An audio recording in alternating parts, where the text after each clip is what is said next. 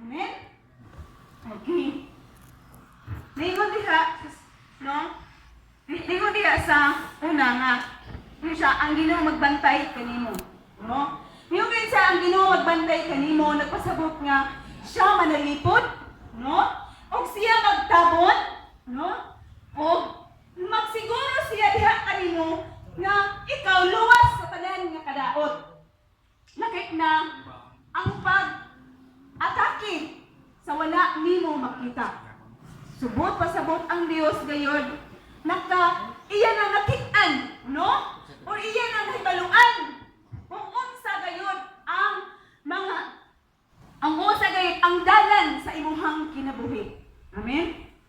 Okay, so ningon pag yun din sa Salmo 34:7 itong basahon. No? Salmo 34:7. Kini mo siya. Sa 7. Ang anghel sa Ginoo manalipod sa mga may pagdahod o kahadlok sa Dios. O luwason niya sila gikan sa katalagman. Subot pasabot mga kaigsunan nga ang Dios adunay anghel nga manalipod diha kanimo, no?